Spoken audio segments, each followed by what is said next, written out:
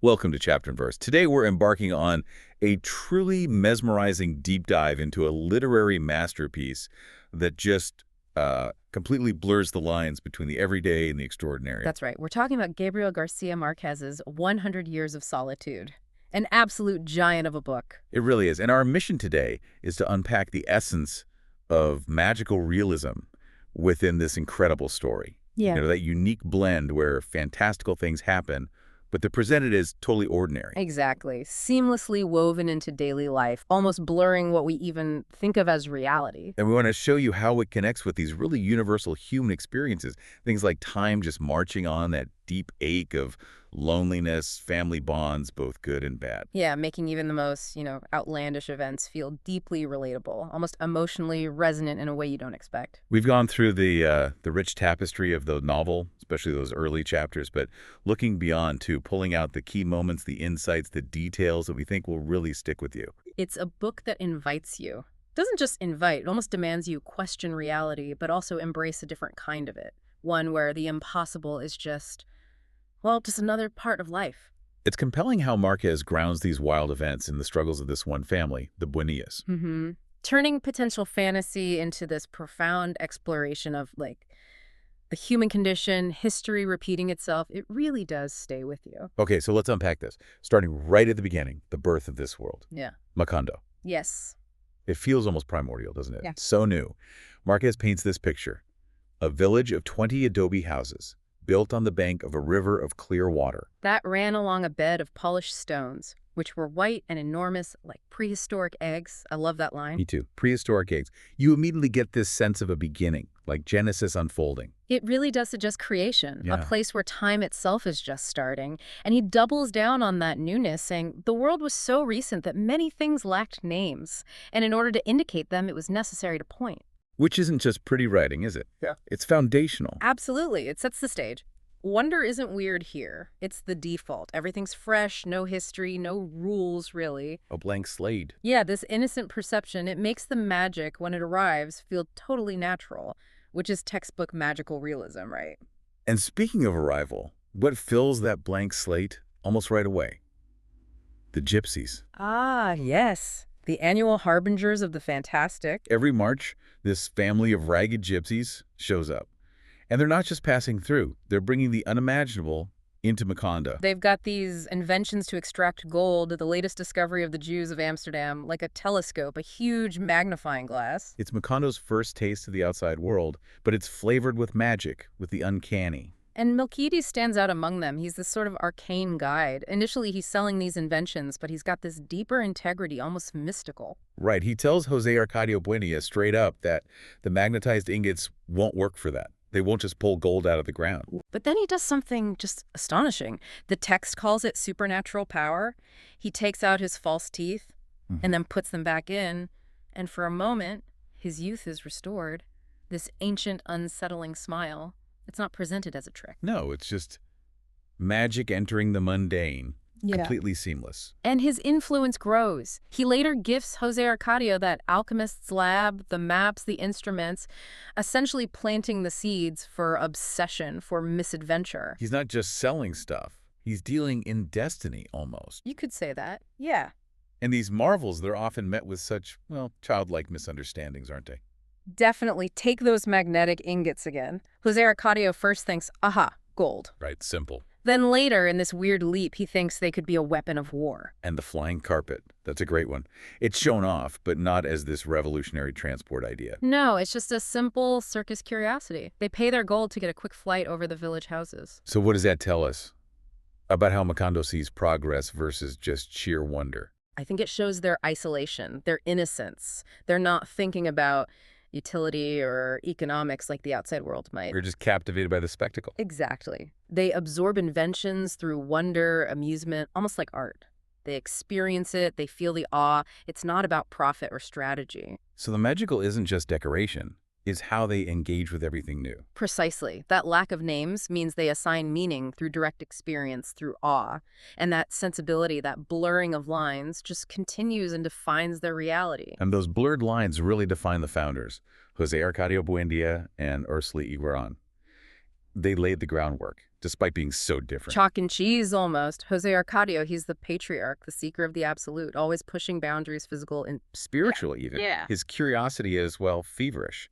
Right away, we see him absorbed in tactical experiments with that magnifying glass, trying to weaponize sunlight. Yeah, and his feverish activity with alchemy, trying to make gold. He even comes up with this complicated art of solar war that fails spectacularly. He's just consumed by these pursuits, however impractical, often forgetting about, feeding the family. His spirit is restless, almost manic.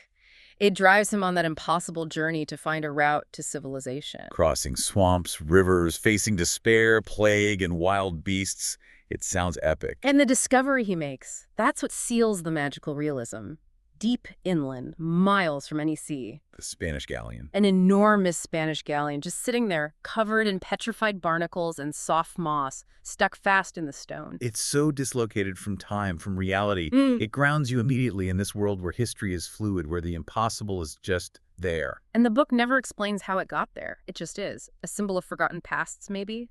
Failed dreams, Macondo's isolation. All of the above, perhaps. And ironically, this completely fantastical find leads to this moment of stark, almost mundane frustration for him. Right. After all that searching, he just yells, "God damn it, Macondo is surrounded by water on all sides." The irony.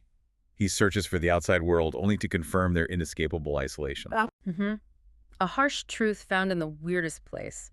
And that disillusionment, it starts his decline. Into solitude and what seems like madness. He withdraws, his thinking turns inward, more esoteric, and eventually he ends up tied to that chestnut tree, speaking devilish jargon. But is it really madness? The text hints otherwise. Exactly. When someone asks how he can be tied to a tree, he replies in Latin, hoc est simplicissimus. This is very simple. Okay. And then, homo iste statum quordum materiae invenit. This man has found the fourth state of matter. Whoa. So maybe not madness, but a kind of lucidity.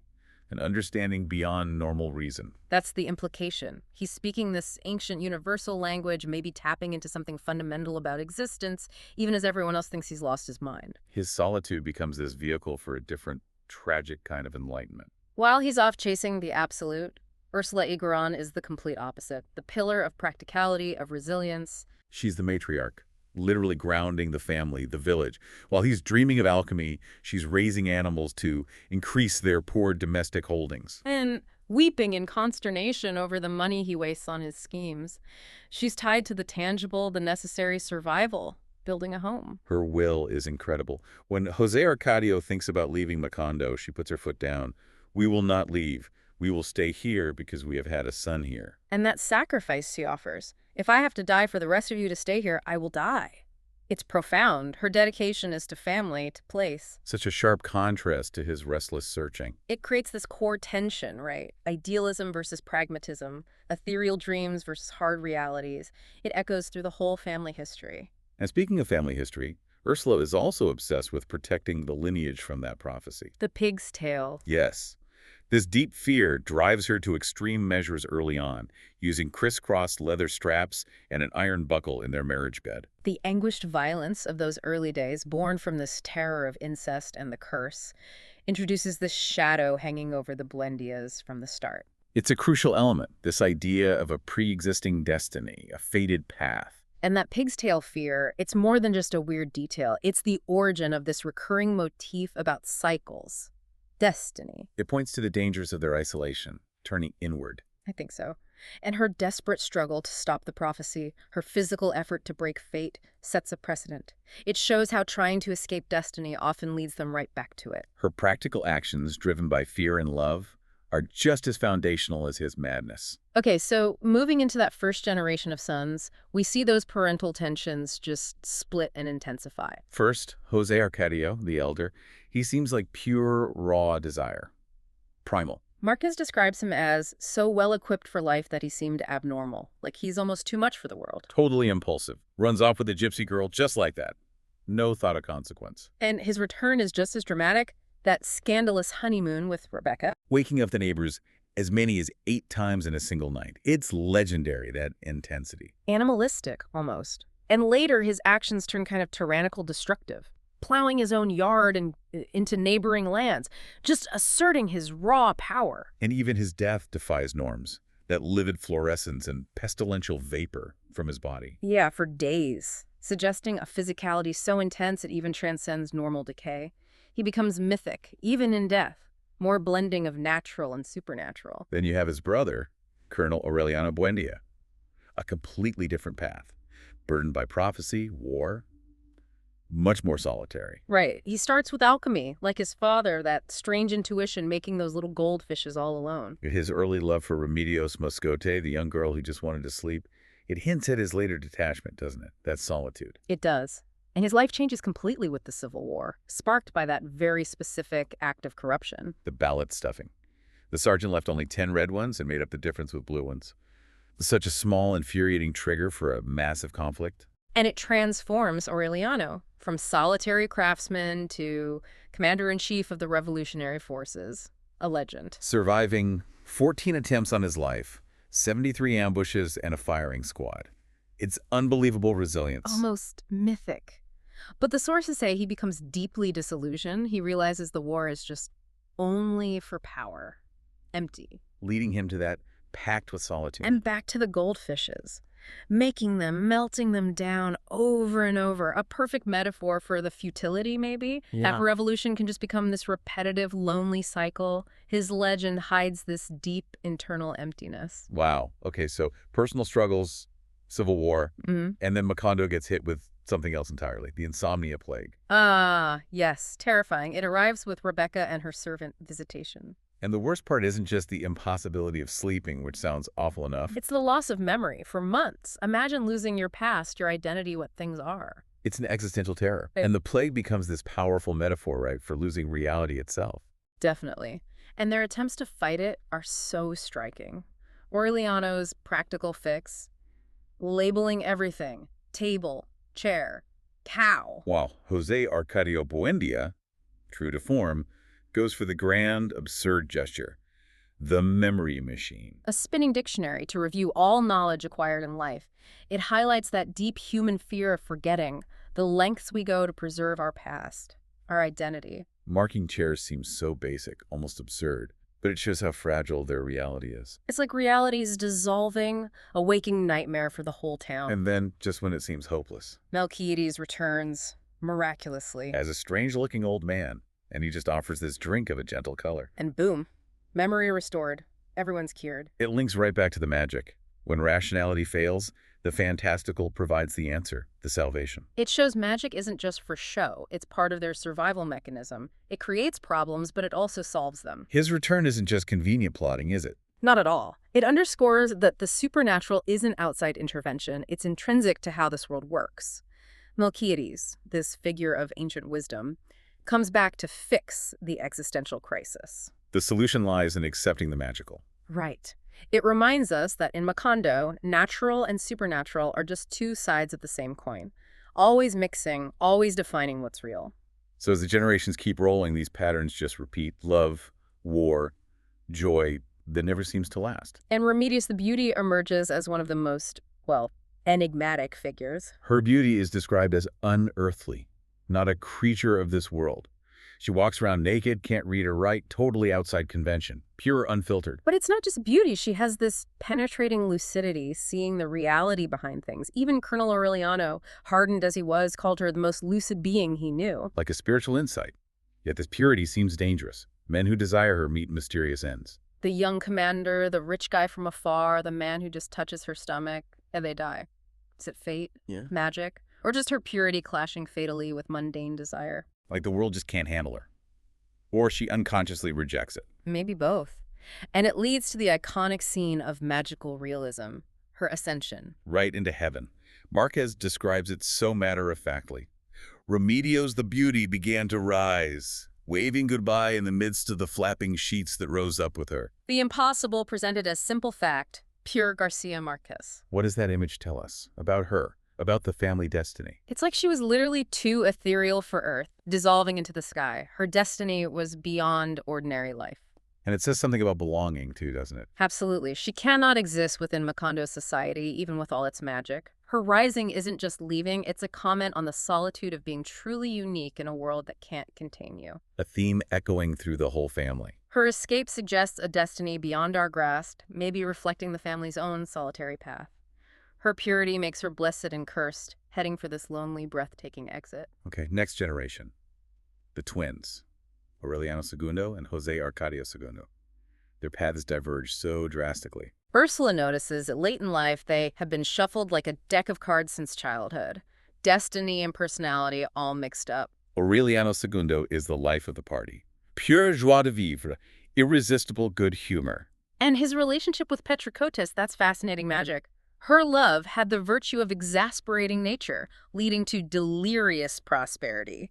Their animals multiply like crazy. Love, literally making nature overflow into wealth. That's whimsical. He lives large, throws huge parties, engages with the world, but even that leads to its own kind of excess, maybe its own isolation and pleasure, a contrast to other solitude, but still self-focused. And his twin, Jose Arcadio Segundo, he becomes the quiet witness to history's dark side. Yeah, his early wish to see an execution kind of foreshadows it. He ends up experiencing the banana company strike. And sees the horrifying truth. More than 3,000 workers penned up by the station, machine-gunned, bodies dumped in the sea from a 200-car train. Brutal, unsparing, and then the official lie comes down, swift and hard. There were no dead. Chilling.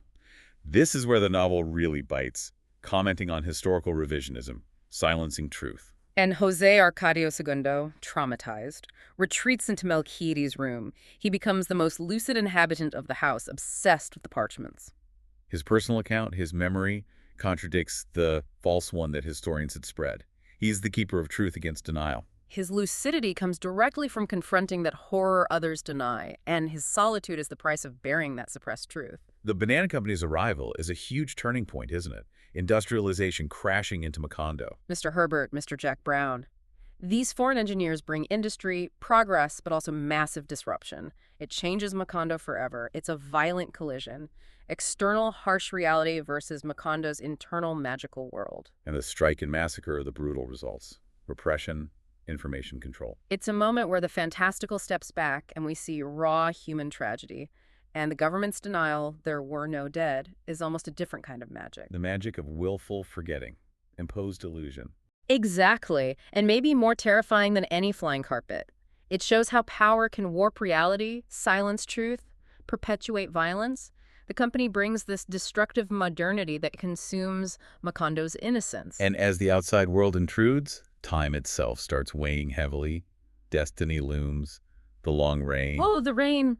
4 years, 11 months, and 2 days. Impossible, relentless. Not just physical rain, right? It's metaphorical. Washing away prosperity, vitality, hope.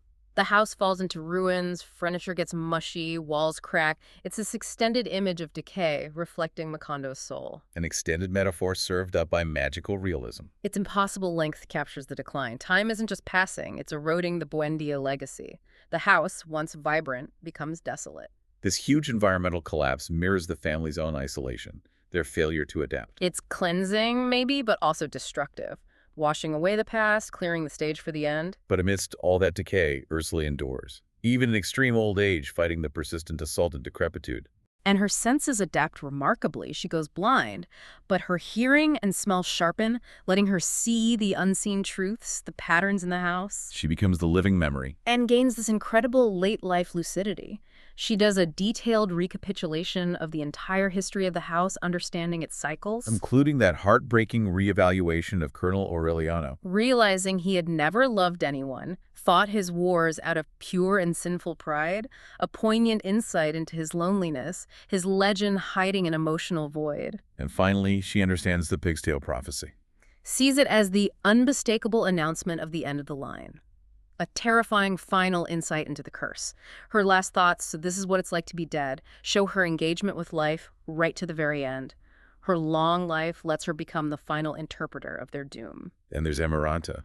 Her approach to death is so unique, weaving her own shroud. Her lifelong project, a powerful symbol of controlling her own fate, embracing death, reclaiming agency in a life often marked by bitterness, missed chances. A quiet act of defiance. And that meticulous process, trying to waste the most time possible until she dies without pain, fear, or bitterness the day she finishes it.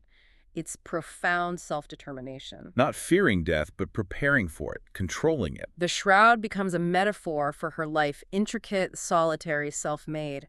Her death is peaceful, unlike so many others, suggesting a peace found through that long preparation. She literally weaves her own end, a quiet kind of magic. Okay, so we reach the end. The final Aureliano, the prophecy deciphered. It starts with Amaranta Ursula's return from Europe, a breath of fresh air, a sailor's breeze, a fleeting burst of joy. She tries to revitalize the house, repopulate Macondo with canaries, but they just fly away. She has this free and modern spirit, but ultimately she can't escape the family patterns either. And her passionate, incestuous relationship with the last Aureliano, that's what fulfills the prophecy. Yes. Their intense, isolated love, contained within those crumbling walls, leads directly to the child with the pig's tail. The fearful pigtail. The literal, grotesque consequence of their self-contained world. The physical proof of the curse. The end of the line. A horrifying fulfillment. And the death of that child. The description is just unforgettable. A dry and bloated bag of skin that all the ants in the world were dragging toward their holes. Visceral. Horrifying. Yeah. Unsentimental. The literal end of a century of solitude, cycles, annihilation. An image that just burns into you. Devastating. Combining the mundane ants with the horrific to show utter finality. And then the last Aureliano, secluded in Melchides' room, becomes obsessed with deciphering those Sanskrit parchments. His lonely intellectual quest becomes tied to their final fate, like he's reading destiny into existence. And the climax is that revelation from the parchments. The first of the line is tied to a tree, and the last is being eaten by the ants. Chilling. It circles right back to Jose Arcadio under the chestnut tree and the baby's end. History is prophecy, written, then lived. For Aureliano, reading becomes living. He's deciphering the instant that he was living, prophesying himself in the act of deciphering the last page. Emphasizing that fatalistic, predetermined nature of it all, like they were just acting out a script. And his final terrifying realization, he would never leave that room. Why? Because the parchments foretold that Macondo, the city of mirrors, would be wiped out, annihilated the instant he finished deciphering them. Wow. Not just the family's end, but the world's end. Obliterated by the act of understanding its own history. A final, destructive act of solitude and knowledge, suggesting some truths are just too final, too powerful to coexist with the living world. So after all that, a century of wonders, tragedies, the uncanny, the rise and fall of Macondo and the Buendias, what does it all mean for us? Well, the enduring power is in magical realism itself, isn't it? It's not just a style, it's a way to grasp the human experience differently. That seamless blend of fantastic and ordinary, it doesn't just entertain. It deepens our understanding of time, fate, memory. In a uniquely vivid, emotionally resonant way. It allows for a reality that feels richer, more complex, maybe closer to how life actually feels than pure realism can capture. And it lets us explore these huge universal themes that echo through the generations, like time. Right. Not linear time, but a spiral, cyclical, repeating. Names, traits, tragedies, looping back. It really challenges that Western idea of progress, doesn't it? Yeah. Suggesting some patterns, love, loss, isolation, just keep replaying. Makes you wonder about your own family history, right? The inheritances you carry. Or even societal patterns that seem stuck on repeat. And then there's solitude, that pervasive loneliness affecting so many Buendias, despite the huge family. Is it their curse? A side effect of being extraordinary? Or just part of being human, maybe amplified by their world? Márquez paints it almost as a defining trait, not just a flaw. The price of being too deep in your own world, unable to truly connect. Does the magic amplify the solitude, or does their inability to connect create the need for this self-contained magical reality? It seems like a tragic interplay. In the family itself.